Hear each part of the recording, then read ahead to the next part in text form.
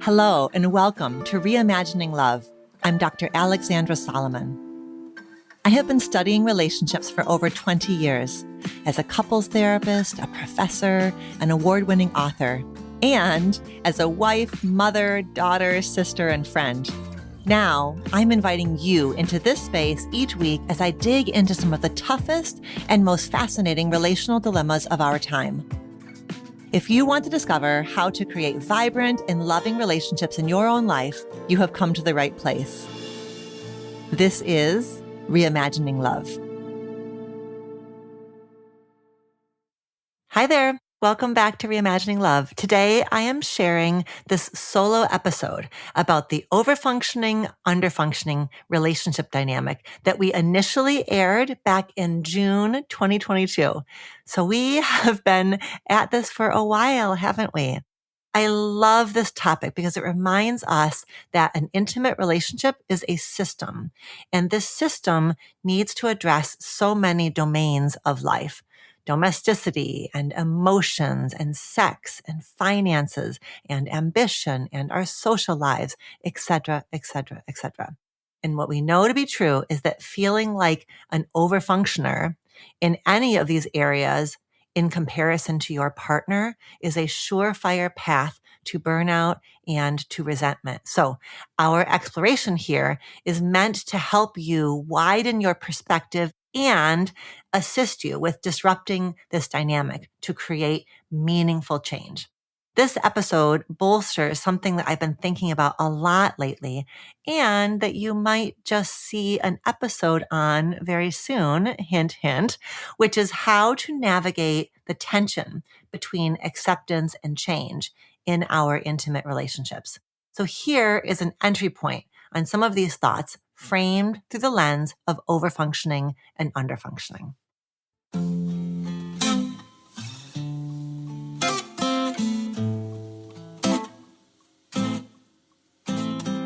Welcome to another one of our deep dive episodes in which we unpack and explore a relationship topic. Today, we are going to be talking about something that therapists call the overfunctioning, underfunctioning dynamic. And this is a doozy. I hope that you are well caffeinated. Maybe you're taking me on a walk because we have got a lot of ground to cover. It's going to be thick. It's going to be rich. It's going to, I think, leave you with some really important insights and ideas and new ways of looking at and thinking about your relationships. So when I say overfunctioning, underfunctioning dynamic, it's a fancy way of basically talking about one partner doing too much and the other partner doing not enough. So this episode has got 3 parts. Part 1, I am going to define and operationalize the overfunctioning, underfunctioning dynamic. Part 2, I'm going to offer you a relational self-awareness informed framework for thinking about the overfunctioning, underfunctioning dynamic. And you know, if you've been listening to the show for a bit, that whenever we are creating a relational self-awareness informed framework around any topic, we attend to 3 realms. Realm 1, the cultural realm.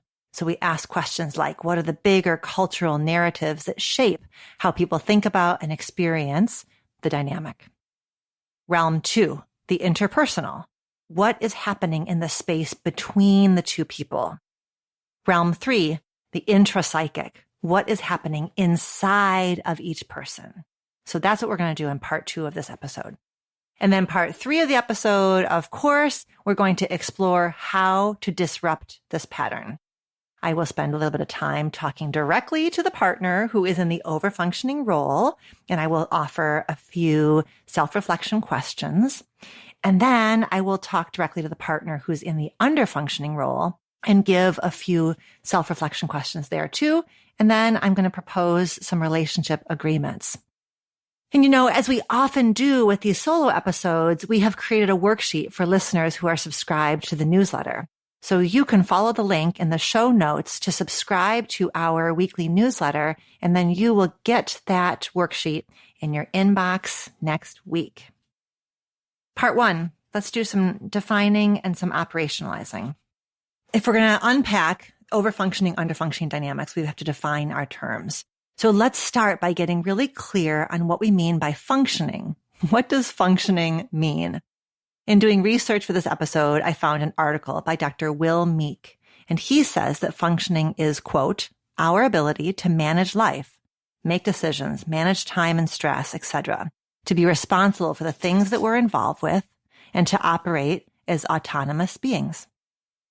When we are functioning optimally, we are often keeping a good schedule, staying on top of things, meeting deadlines with work and school, making decisions for ourselves, even if some advice is sought, not taking on more of our share of responsibility, and successfully fulfilling life roles like parent, employee, and partner, end quote.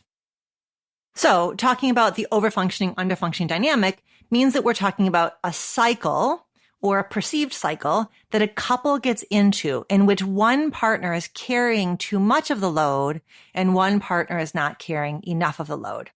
And this can happen in any realm of relationship. For example, domestic labor. One partner is doing more chores and more caregiving than the other. Emotion regulation. One partner is doing more work to keep the peace than the other.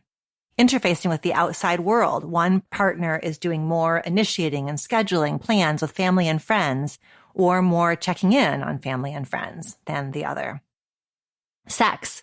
One partner is doing more initiating than the other, or bringing more creative energy and enthusiasm than the other.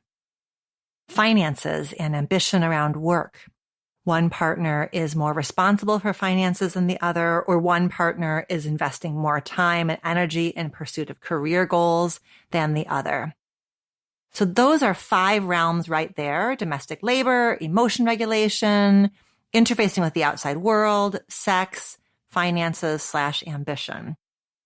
I wonder what you might add to that list. Like, what's the relationship domain where you might be thinking about or wondering if there's an overfunctioning, underfunctioning dynamic at play? The partner who is in the overfunctioning role does the heavy lifting, emotionally, pragmatically, financially, sexually, whatever. And that partner is at risk of sticking all kinds of labels on the partner in the underfunctioning role, right? My partner is lazy. My partner is belligerent. My partner is entitled. My partner is trying to drive me crazy, etc. And the person in the overfunctioning role often feels overwhelmed, lonely, and misunderstood. The partner in the underfunctioning role perhaps is waiting to be told what to do, shirking their duties, not keeping their word, kind of retreating, dodging. And that partner is at risk of sticking all kinds of labels on the partner in the overfunctioning role, right? My partner is rigid. My partner is controlling. My partner is naggy. Boy, that word nagging, it's like nails on a chalkboard for me. I suspect at some point we're going to do an entire episode about nagging, but we'll just leave it there for now. And oftentimes the partner in the underfunctioning role feels overwhelmed, lonely, and misunderstood. So the same sort of knot of tender, painful feelings, right? Because the dynamic is such that it becomes more polarized. And when we're stuck in any kind of polarized relationship dynamic, that's where we end up emotionally, isn't it? Overwhelmed, lonely, misunderstood. So obviously and understandably, when a couple gets stuck in this kind of pattern, there's a negative impact on the relationship, right? You're going to see conflict. You're going to see reduced relationship satisfaction, increased distance, disengagement, and lots of resentment. A lot of what I'm going to talk about today is going to feel familiar to those of you who have done some work on the idea of codependence. I will say right up top that what I like about the overfunctioning, underfunctioning language is that it gives us an avenue to explore it as a relational dynamic, as relational roles, versus sometimes the way we talk about codependence is it's almost like it's an individual trait or an individual tendency, like I am codependent. Where here, if we're talking about this, like I'm going to say again and again, overfunctioning, underfunctioning, like even in the way we're languaging it, we're reminding ourselves that it's a cycle, it's a pattern. So these roles are inextricably linked. And when we can keep that in mind, right then and there, it opens up some new avenues for what we can do about it. The partner who's in either the overfunctioning role or the underfunctioning role, it can change depending on the circumstances, depending on the relationship chapter that a couple is in, or depending on the realm. So it's really common to have a partner who's perhaps overfunctioning in the caregiving realm and underfunctioning in the erotic realm, or overfunctioning around finances, underfunctioning around sort of like social plans or emotion regulation.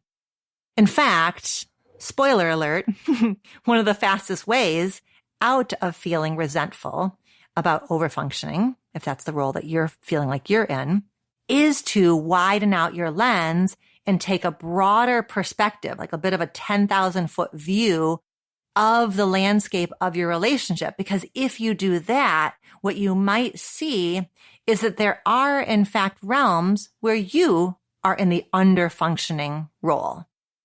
We tend to be hyper-focused about the areas in which we are overfunctioning, and we tend to be a bit blinded to the areas where we are underfunctioning. So that's one of the first takeaways that I really want to invite you into, is if you've kind of got a lot of your attention on one domain where you feel like you're doing all the heavy lifting and your partner isn't, see what happens if you widen out the lens, look at the whole landscape. Is there perhaps another realm where your partner is having a very similar experience of you? And if so, that can just begin to kind of lift and shift that narrative, that kind of it's all on me narrative, and open up some compassion for, all right, my partner does know what this feels like, and I do know what their part feels like. When we talk about them as roles, we can start to get curious about why we might get cast into one of these roles, or why we might cast ourselves in one of these roles. And it becomes less about capital T truths about ourselves, our identities, our personalities, and it becomes more about the roles that we are at risk of starting to play in intimate relationships. The last thing I want to do before we wrap up part 1 is lay out some caveats. You know me and my caveats. My first caveat is, in this episode, I am not talking about abusive dynamics in which one partner overfunctions in order to prevent abuse. That's not what we're talking about. I'm also not talking about caregiving. It is not overfunctioning to do things for people that they cannot do for themselves. So if we're talking about a realm in which there is an actual ability difference and partner A caretakes for partner B, that's not what we're talking about. Woven into this overfunctioning, underfunctioning dynamic is this idea that people likely could do more, but they're getting kind of trapped in a role and a pattern and a dynamic.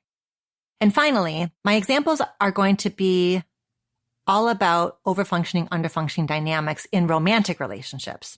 But I suspect that you're going to find as you listen that a lot of what I talk about in terms of this pattern also applies in friendships, in family relationships, and in workplace dynamics. So as you listen, I really want to invite you to think about the role that you take up in different realms of your life. Perhaps you are an overfunctioner at work, but at home you find yourself getting cast as the underfunctioner in your intimate relationship. When there are inconsistencies like that, I recommend that you get really curious about what's different when I walk in the door of my office versus when I walk in my door at home. Because clearly it's not about an essential truth about who you are as a person. It's something about the part of you that comes forward in one realm that remains hidden in another realm. Or it's about who you think you need to be in one setting versus another setting. Or perhaps what you're going to find as you start to reflect on this is perhaps you find that you are actually an overfunctioner, for example, across the board. You do this at work, you do it in your love life, you do it with your friends, you do it with your extended family. This very well might speak to your competence and your ambition, right? These are actually traits of yours, so they show up everywhere you go. But I do want to plant a seed that it might also speak to a longer standing coping strategy in which you find yourself, perhaps unconsciously even, drawn to contexts in which you can again and again put on your cape and save the day. We'll do more on this later, but if it's not an either or, it's a both and. Some of you have heard me say before that our gifts and our wounds are very often next door neighbors. So your competence and ambition may very well be a gift of yours, and it may also very well be the consequence of a long-standing coping pattern of putting on your cape and being everybody's hero. Part 2, a relational self-awareness informed framework for understanding the overfunctioning, underfunctioning dynamic. As I said before, in this part, I'm going to tighten and widen our lens of analysis. So we're going to look at the cultural piece, the bigger narratives. We're going to look at the interpersonal piece, what happens in the space between people. And we're going to look at the intra-psychic piece, what's happening inside of each person. So let's look at some of the cultural messages that might set a couple up to experience this overfunctioning, underfunctioning dynamic. A few moments ago, I read to you a working definition of what functioning means. It's basically the ability to meet our responsibilities. And although this seems simple enough, we need to keep in mind a big picture, which is that our notions of what it means to function are deeply and forever informed by how we've been socialized. We, at least I, where I sit here in Chicago, Illinois, in the United States, I've been socialized in capitalism, right? And through, this sort of colonial capitalist lens, my socialization, our socialization, deeply impacts how we even think about what counts as functioning, what counts as overfunctioning, and what counts as underfunctioning. Why? Because this realm is about meeting responsibilities. It's about getting stuff done. It's about productivity. And productivity is, at least in part, about capitalism, about participating in a larger system of production, consumption, accomplishment, etc., keeping the economy moving, and continuing to participate in a system that has been built on some rather problematic ideas about work, whose work matters, what counts as good, just, fair, reasonable, and all of that shapes a kind of ethos, which is like a more is better. We should be achieving, not coasting. And in that perspective, rest can start to feel a lot like laziness or moral failure. And that means that the partner who finds themselves in the overfunctioning role can be a little bit holier than thou. And sometimes the partner in the overfunctioning role actually has the backing of family and friends who've been similarly socialized into a sort of productivity as principled mindset.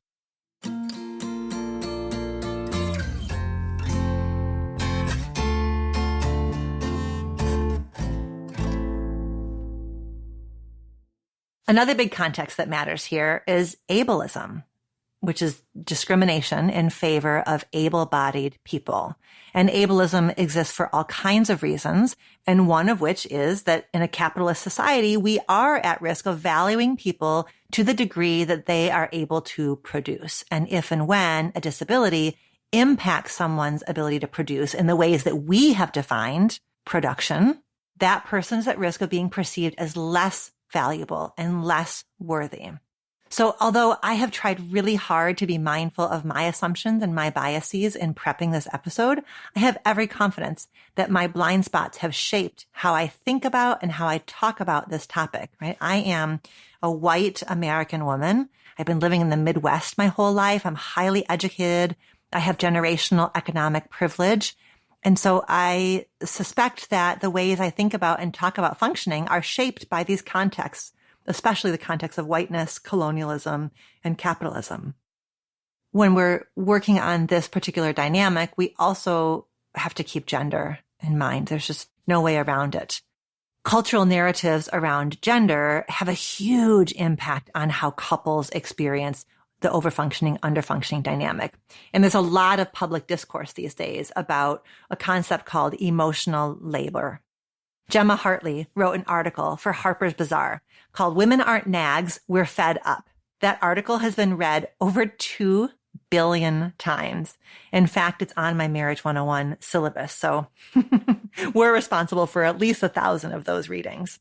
We've linked the article in the show notes so you can take a peek at it. She's a journalist, and she addressed the, quote, frustration and anger of countless women putting in the hidden, unappreciated, and absolutely draining mental work that consists of keeping everyone in their lives comfortable and happy. And she defined the largely invisible but demanding, time-consuming, and exhausting worry work that falls disproportionately and unfairly on all women, no matter their economic class or level of education. End quote. It is for sure the case that queer couples deal with the challenges of figuring out how to create divisions of labor in their relationships that feel fair and that fuel connection rather than resentment. Trish Bendix wrote an article in Harper's Bazaar on the same issue of emotional labor through the lens of queer couples. And she wrote, quote, same-sex couples are not immune to the same gendered and social rearing that we've all received as children, end quote.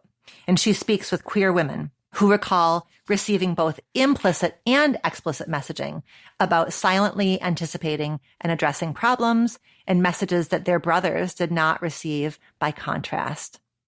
Bendix goes on to explain, quote, same-sex couples, mine included, are not void of these kinds of dynamics completely. The LGBT community often falls prey to its own labels and roles, butch, femme, top, bottom, etc.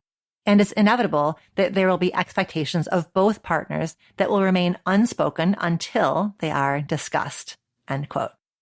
And oftentimes, queer couples find that rather than inequities being mapped necessarily onto gender, they become mapped onto another difference, such as earning.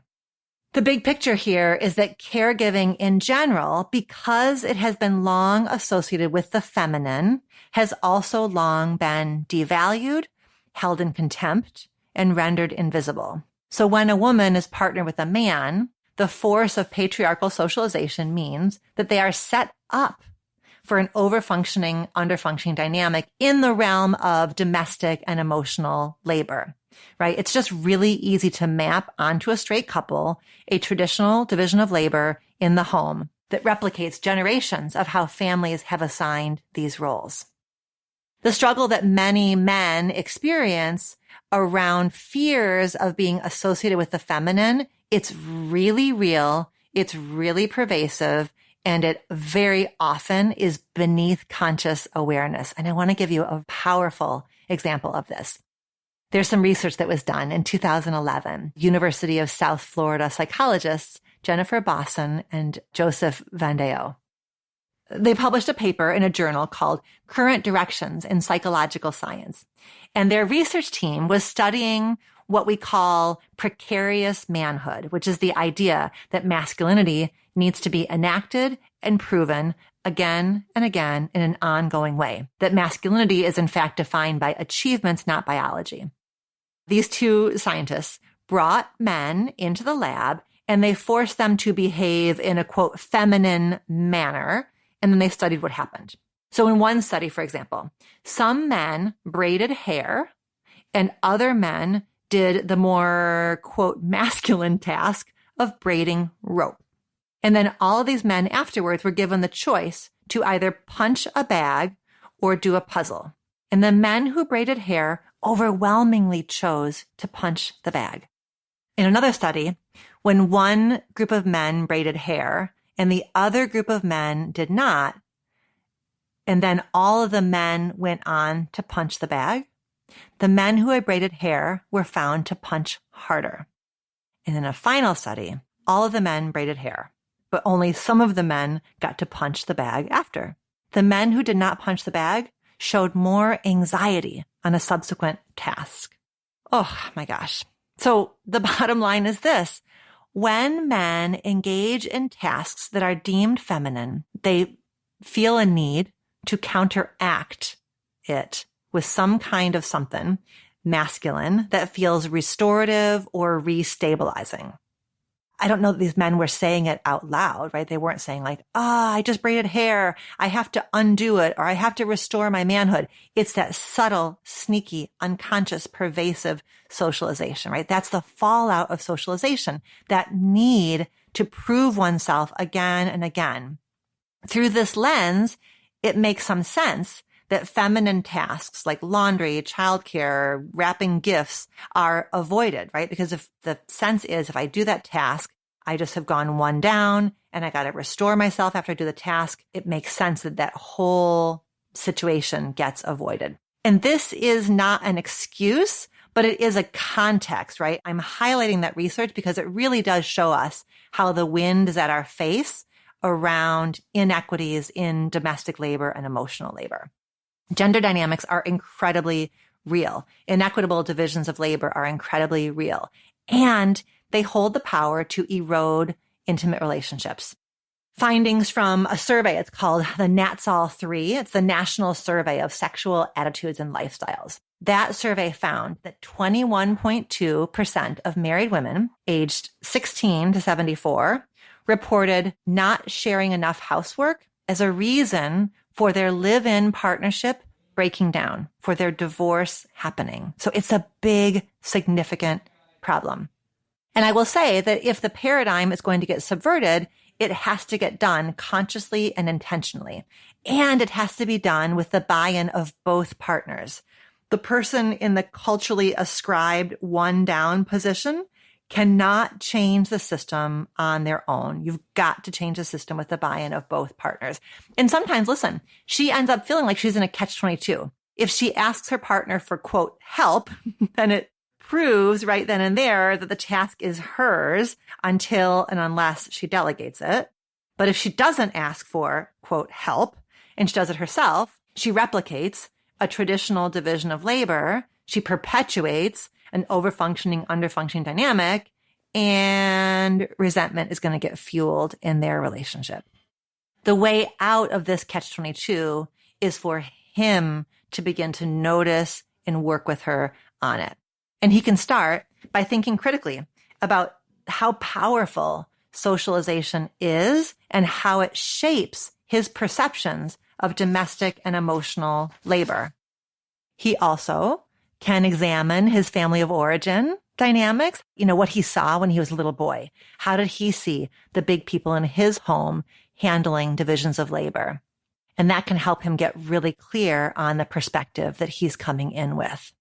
It also is really just helpful for both of them to drop the word help from their vocabulary, right? Because to help implies that you are doing something above and beyond. And to really think about this as it's our home together. These responsibilities are shared together. And then finally, he can learn to scan. A lot of times what women will report is that their partner, their male partner, will step up as long as she asks. And then it becomes like that kind of conductor role or manager role. It's another element of emotional, mental strain. So he can start to practice that skill of scanning, like noticing what needs to be done, anticipating what might be happening next, even going so far as to put alarms in his phone to remind him. Before we leave this section, I want to recommend a wonderful resource, which is Eve Rodsky's book, Fair Play, as well as her card deck. She's an attorney by training, and she spent a lot of time diving into the research about the invisible labor that women do inside of their homes. And she went on to write a best-selling book and creating a card deck that couples can use to protect their relationship from the grind of inequitable divisions of labor. So you can find a link to Eve's book in our show notes. All right, so we finished up the cultural realm. Let's move into the interpersonal realm. We're going to talk now about the interpersonal dynamics, the space between you and your partner. Let's imagine a couple coming into therapy. Partner A is feeling resentful that they're doing so much. They're feeling overburdened. They're feeling critical of their partner. And then partner B is defensive, diminishing partner A's concerns, feeling critical of partner A. The couples therapist's first order of business is to help this couple really start to see it as a dynamic, as a pattern that's playing out between the two of them. And that can take a while, and that can be a tough sell because partner A can feel actually quite convinced that their relationship would improve if partner B would just step up and handle themselves. And partner B, for their part, can feel very, very convinced that the relationship would just get better if partner A would stop micromanaging, complaining, and catching every little thing. What we have to do here, what the couples therapist has to do here, is help this couple move from pointing fingers to looking at the choreography and really starting to get their heads and their hearts around the idea that the more partner A overfunctions, the more partner B underfunctions. And the more partner B underfunctions, the more partner A overfunctions. These roles are entwined and it becomes a dance. The more I do this, the more you do this.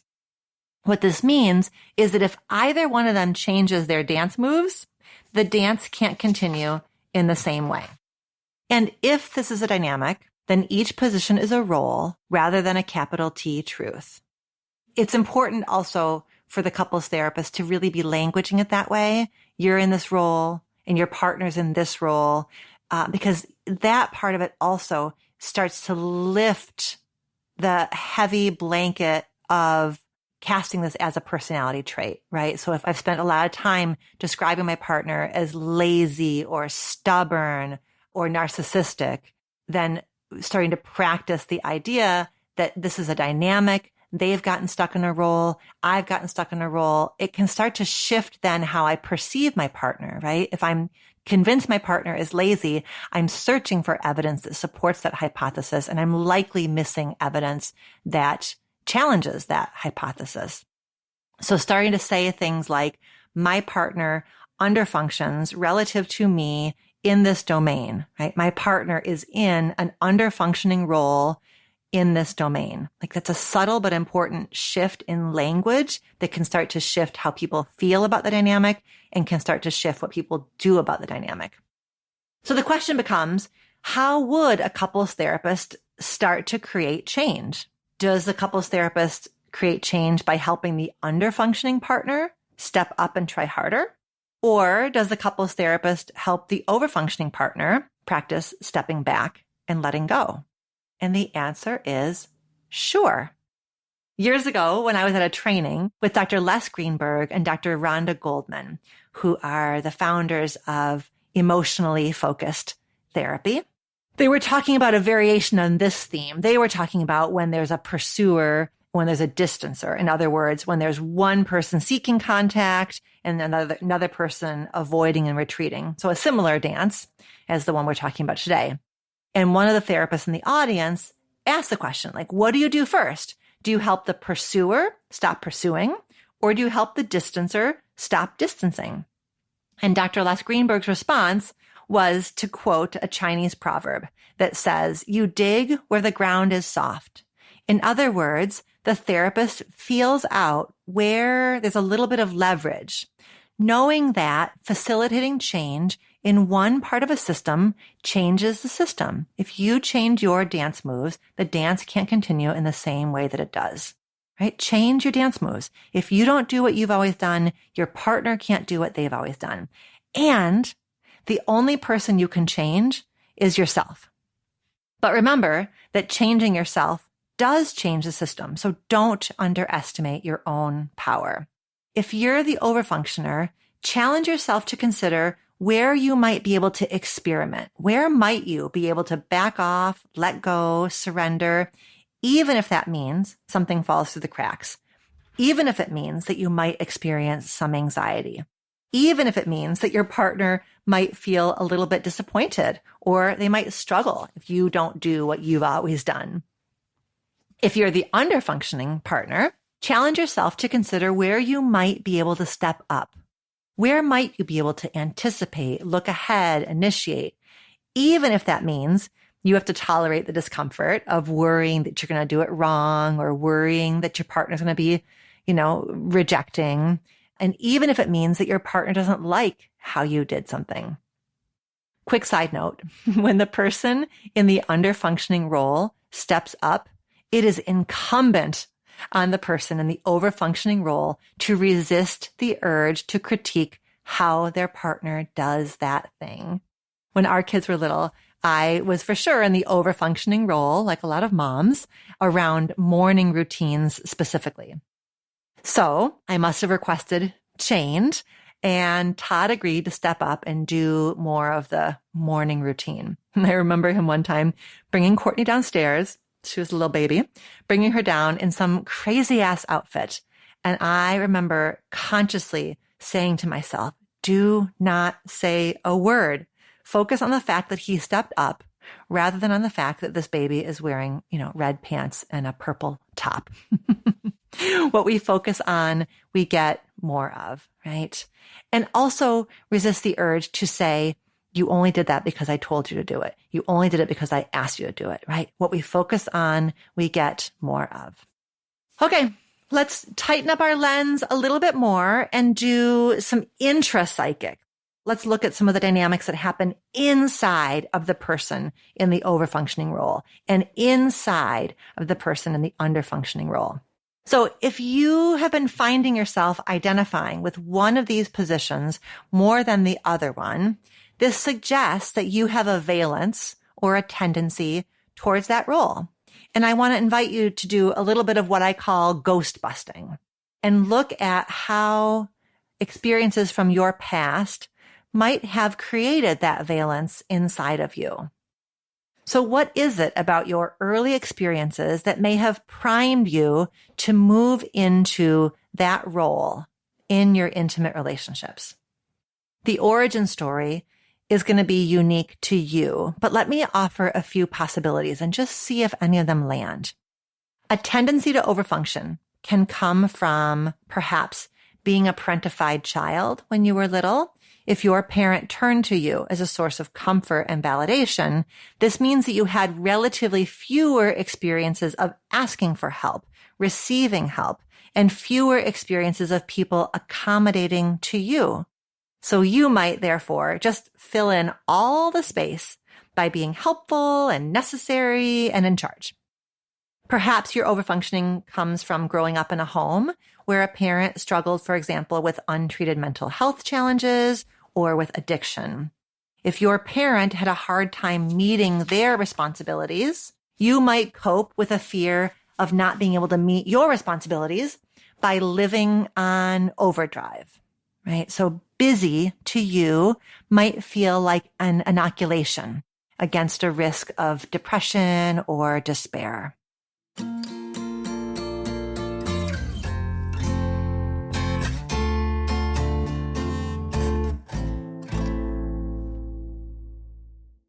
What about a tendency to underfunction? Taking up a valence towards the underfunctioning role can come from perhaps being a child who acted up when you were little. And maybe even you acted up and had behavior problems when you were little as a way perhaps to distract your parents from the conflict between them, or perhaps as a way to ensure that your parents had to stick together in order to deal with you.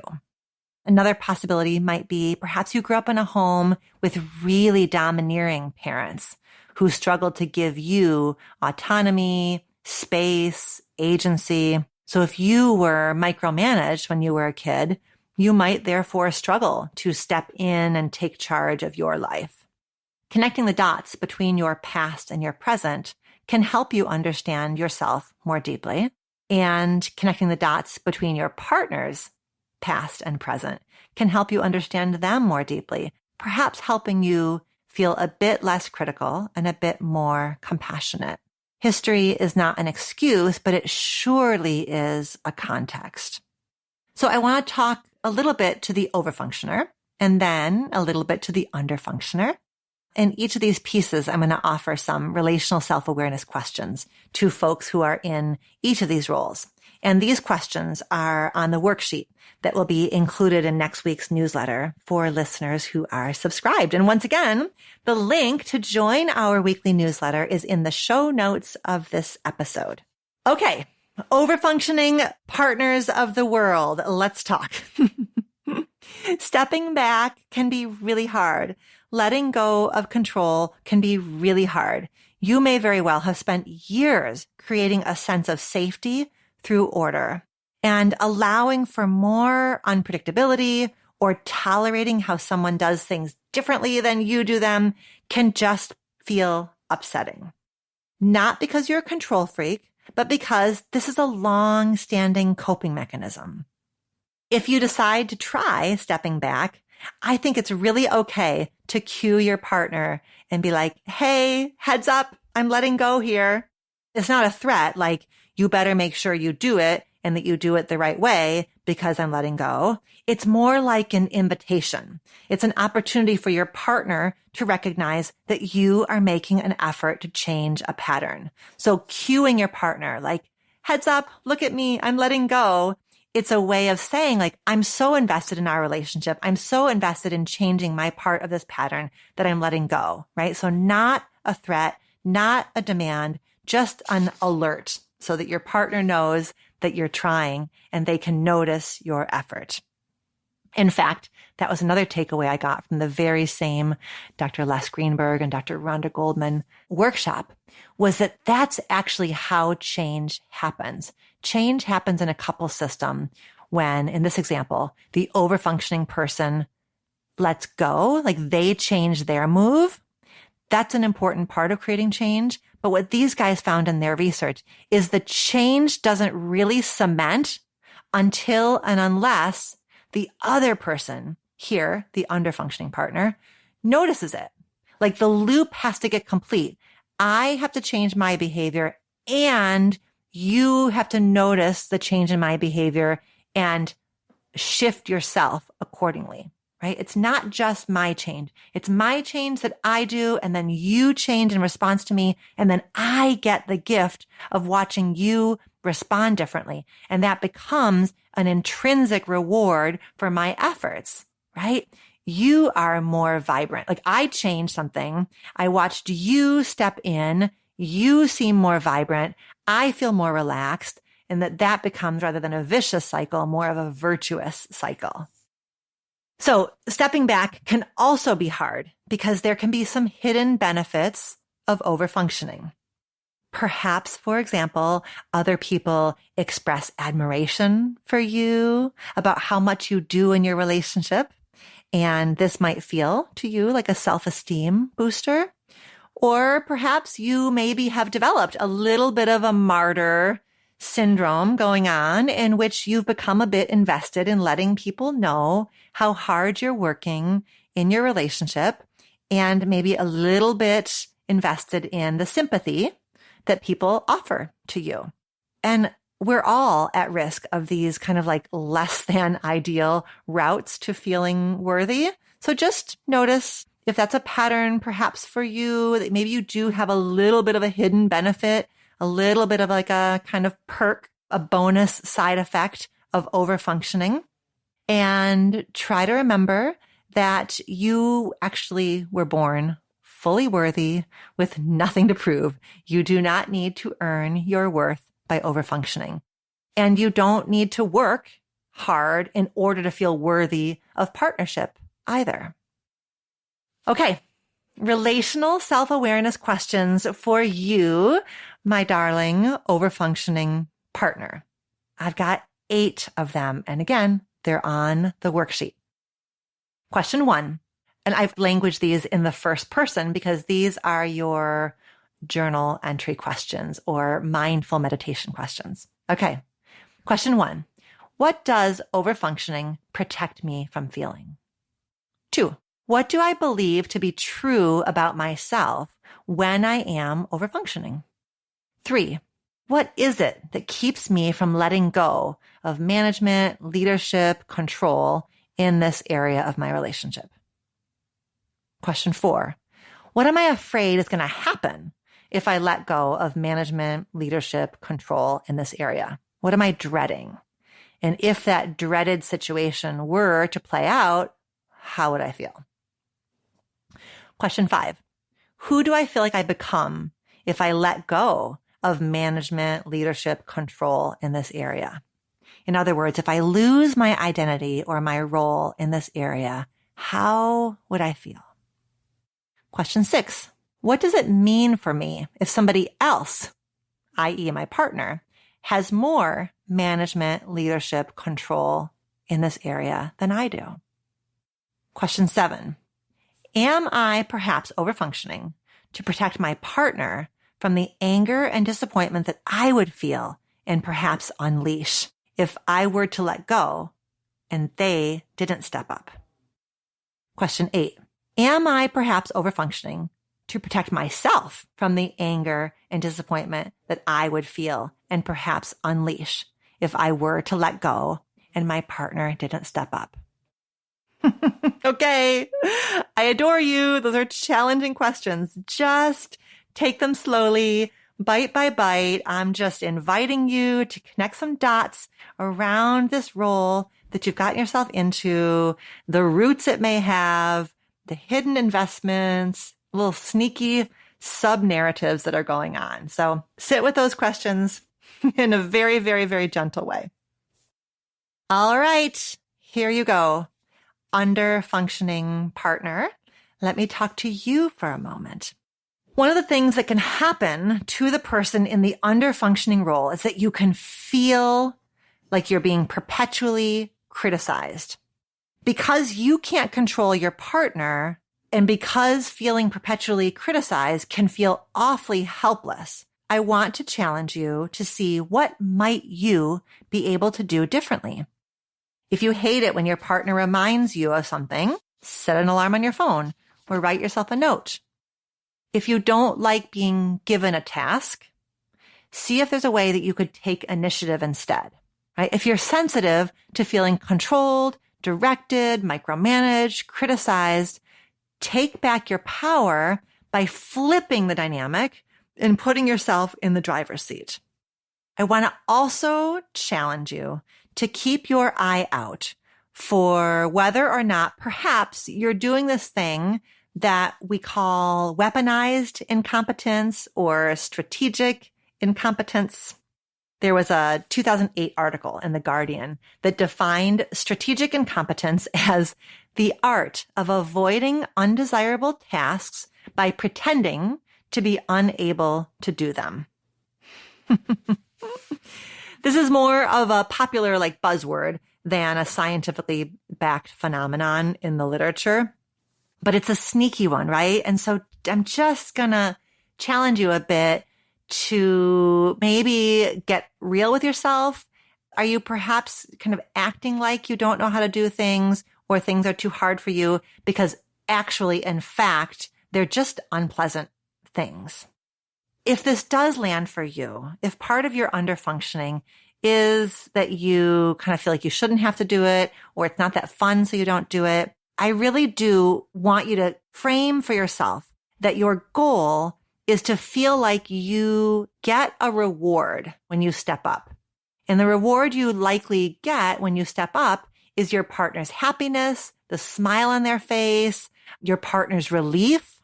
And I want you to start to notice and see if you can train your brain to start to code that reward as greater than the reward you get by avoiding. There's a reward for avoiding. The reward you get for avoiding is that you don't have to do the thing that is onerous and unpleasant. But I bet you could start to shift your mindset and train your brain such that the reward that you get when you do step up, your partner's happiness, your partner's relief, the big old smile on their face, that becomes bigger and juicier and more worth it than the reward that you get for avoiding it. But I will say, and I've seen this time and time again with couples in therapy with me, that sometimes the person in the underfunctioning role can get themselves further stuck there because if they start to do the things that their partner wants them to do, they end up being at risk of feeling like they're a doormat or they're weak or they're just taking care of everybody else or something like that. And when I see this pattern happening to an underfunctioning partner that I'm doing therapy with, I get very explicit and very loud about the need to feel really and truly proud of being who your partner wants you to be, rather than ashamed that you accommodated your partner's request. I mean, that's the heart of being relational, right? In a relationship, we want to be the kind of people who strive to do the kinds of things that put smiles on our partner's faces. That's not subjugation. That's not being a sucker. That's being relational. And that is worthy of feeling very, very proud of yourself. Like literally like pat on the back, proud of yourself. And I get it. Stepping up can be hard. You might be afraid of overpromising and underdelivering. And if that's the case, it's really, really okay to let your partner know that. It's really, really okay to want to have your efforts at change recognized, even if they're small, even if they're imperfect, even if your partner has been asking for them for a long time. So get clear on the kind of praise or the kind of feedback that you'd like from your partner and the kind that you wouldn't like. I've definitely had clients who actually don't want their partner to acknowledge their efforts because it can be very hard for them to feel the difference between being praised and being patronized. So check in with yourself and get clear on that. Maybe you don't want your partner to say anything when you step up, but maybe you do. Maybe you want some words of affirmation. Maybe you want a makeout session. Maybe you want a happy dance. Maybe you just want a fist bump. But notice like that part of the loop. If I do step up and if I do feel proud of myself, what do I want and need from my partner in response? And then the last point I want to make to you, darling underfunctioning partner, is keep in mind this principle that comes to us from the world of cognitive behavioral therapy. It's called behavioral activation. Behavioral activation means rather than waiting until you feel like doing something, just doing it.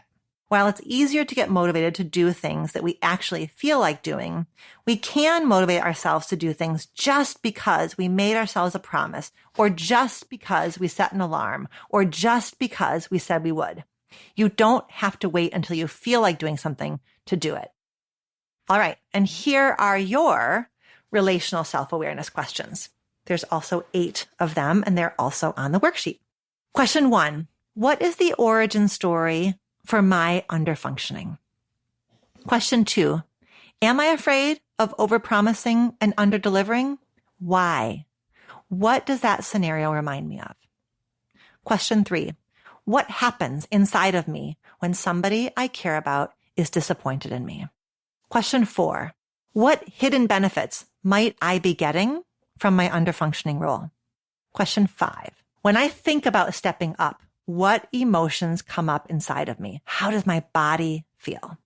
Question 6. If I was to get real honest with myself, is there potentially a way in which I feel like the realm I'm avoiding or overfunctioning in is a realm that is actually beneath me? Like I shouldn't have to do that. If so, whose story is that? Question 7. When I step up, how do I want my partner to acknowledge my efforts? Why? Question 8. When I step up, how do I not want my partner to acknowledge my efforts? Why not? Okay. Part 3. Let's make some relational agreements. So I broke these down into 2 categories. The first is a set of relational agreements that are about if you actually, as a couple, want to work to change the dynamic. And the second set is a set of relational agreements to try if you and your partner want to work to accept the dynamic. So if you and your partner do want to work to change this overfunctioning, underfunctioning dynamic, I suggest that you, 1, talk together about the realm that feels inequitable. So get very, very specific rather than making global generalizations about the relationship. We are an overfunctioning, underfunctioning couple. Get specific. What realm are you talking about? Division of labor, emotion regulation, interfacing with the outside world, sex, finances, ambition, etc. So first thing I want you to do is just get specific about what realm are we talking about. Agree together that you are going to rock the boat. Agree together that you are going to shake things up, right? We are going to shake things up. And here again, it's like, you hear me talk a lot about the position I want you to be in is shoulder to shoulder, looking together at the problem. So here we're shoulder to shoulder looking together at the problem, which is that in this realm, we have slipped into some overfunctioning, underfunctioning. So, okay, we are agreeing to rock the boat. We're agreeing to shake things up, and we're just going to see what happens. Question 3 is, say out loud explicitly together that if either of us changes, then the whole system changes, right? So recognizing that either of your efforts is going to make a difference. Agreement 4 is make your agreements from a place of curiosity and from a place of just data collection, right? When you do it that way, when you say, we're just going to try it differently, the stakes are low. It becomes less daunting. It becomes less like the whole relationship hangs in the balance. It's like, we're just going to try and play with it and see what happens and circle back up in a week and see how we're doing. And then get as specific as you can. What will you do differently? For how long? How often? And when are you going to follow up with each other? And then the last one is something I've hinted at before. Get very specific about the kind of feedback that each of you is going to be wanting and needing from the other as you try some different dance moves out. And then let's talk about the kinds of relationship agreements that I would like you to make if what you're going to do is just work on radical acceptance. Because I tell you what, sometimes the change that happens is that people start to do things differently. But sometimes the change that happens is that people work to let go of the wish that things were different, that people work to deeply and radically accept the way things are. And that is work, and that counts. And that is in fact a change, right? Because the change is letting go of the wish and the desire and the arguing with reality. So here we go. If you are going to try with your partner to work on radical acceptance of the overfunctioning, underfunctioning dynamic, the first thing I want you to do is, again, get very specific about the realm you're talking about. And then I want you to agree to radically accept the way things are. And then I want you to agree that neither one of you are going to do anything differently than you're doing it now, except that you're going to look at what is beautiful, functional, and uniquely yours about how your partner handles themselves.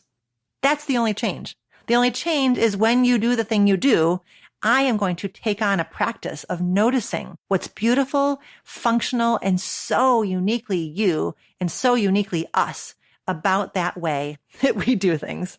For example, when your partner goes to take a nap on Saturday afternoon, and this typifies them in their underfunctioning role, you could just take a moment and be grateful that they are resting after a long week. Or you could allow yourself, in the face of their nap, to give yourself permission to rest and to remind yourself that you also could have what they have. You could say, look at my partner being a teacher to me in this moment, reminding me that I also could rest. Here's another example of what that might look like.